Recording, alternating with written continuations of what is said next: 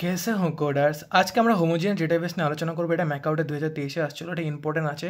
Homogeneous কি আর হচ্ছে হেটেরোজিনিয়াস কি ডেটাবেস, তো সেটা নিয়ে আজকে আলোচনা করব। তো চলো শুরু করা যাক।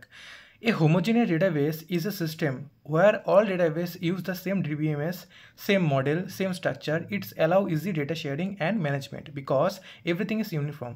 That means এমন একটা হোমোজিনিয়াস ডেটাবেস, অর্থাৎ এমন একটা ডেটাবেস আছে, অর্থাৎ ডেটাবেস সিস্টেম আছে যেটা কি না, যেখানে সব ধরনের অল ডেটাবেস ইউজ করা হয়। যত ধরনের ডেটাবেস আছে তারা কি ইউজ করে, ডিবিএমএস ইউজ করা হয়, অর্থাৎ database management system software use করা হয়।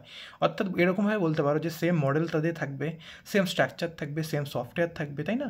ইট অ্যালাউস ইজি ডেটা শেয়ারিং, আর যার কারণে অর্থাৎ যদি সব কিছু যদি সেম থাকে, তো যার ফলে কী হয়, আমাদের ডেটা শেয়ারিংটা খুব ইজি হয় অ্যান্ড ম্যানেজমেন্টটা খুব সুন্দরভাবে করা যায় বিকজ এভরিথিং ইজ ইউনিফর্ম, যেহেতু সব কিছু একত্রভাবে থাকে।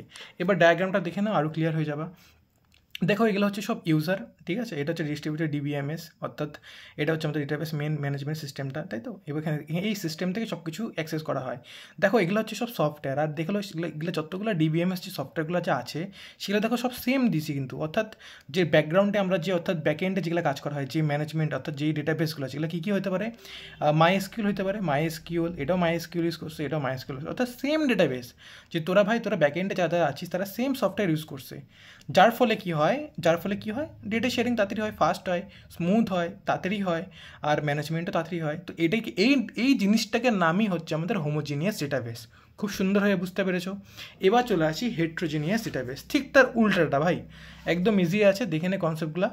দেখো কী বলছি, এই হেটেরোজিনিয়াস ডেটাবেস ইজ এ সিস্টেম, এটা এক ধরনের system where all database use different DBMS, অর্থাৎ তাদের বিভিন্ন ডিবিএমএস থাকতে পারে, ডিফারেন্ট সফটওয়্যার ইউজ করবে, ডিফারেন্ট স্ট্রাকচার ইউজ করবে। It is complex for all data sharing and management, অর্থাৎ ওটা আগের তুলনায় তো অনেক কমপ্লেক্স হবে। কেন কি, দেখো আজকে তুমি উইন্ডোজ 7 ইউজ করতেছো, আর ওর পিসিতে হচ্ছে উইন্ডোজ 10 আছে, আর আরেকজনের পিসিতে হচ্ছে উইন্ডোজ 8.1 আছে। তো সেক্ষেত্রে কী হবে, তিন ধরনের অপারেটিং সিস্টেম ইউজ করতেছো, তার ফলে কি কমপ্লেক্সিটি হবেই, তিন তিগারা কাম বিগারা, ওরকম ব্যাপারটা। তো দেখো এক্সাম্পল দিয়েছি, মাই এসকিউএল আছে, ওরাকেল 9i আছে, ওরাকেল 10g আছে, মঙ্গোডিবি আছে। They work together to achieve one goal, অর্থাৎ তারা কিন্তু কাজ করতেছে একই কাজ। তাদের কাজ কি, যে ডেটাগুলোকে স্টোর করা, ডেটাগুলোকে ম্যানেজমেন্ট করা, কিন্তু তাদের কাজ কি, মেন গোলটাই তো ওইটা না। তো সেটাই আমি লিখছি যে তারা কাজ করবে সেই হিসেবে, কিন্তু গোল থাকবে একটা, যে তাদের হচ্ছে ডেটাগুলোকে স্টোর করা, ম্যানেজ করা। বাট তাদের যে সফটওয়্যারগুলো থাকবে সেগুলো হচ্ছে ডিফারেন্ট টাইপস থাকবে।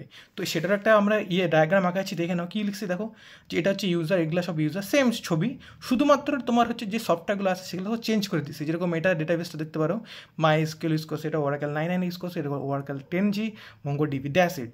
তো বুঝতে পেরেছো এখানে আমাদের কী বলতে গেছি, যে হোমোজিনিয়াস কি আর হচ্ছে হোমোজিনিয়াস আর হচ্ছে হেটেরোজিনিয়াস কি। তো এইটা হচ্ছে 1 নম্বরের কোশ্চেন আসতে পারে, 1 কি 2-এর বা 3-এরও আসতে পারে। তো গ্রাফটা অর্থাৎ ডায়াগ্রামটা খুব ইম্পর্টেন্ট। বাই।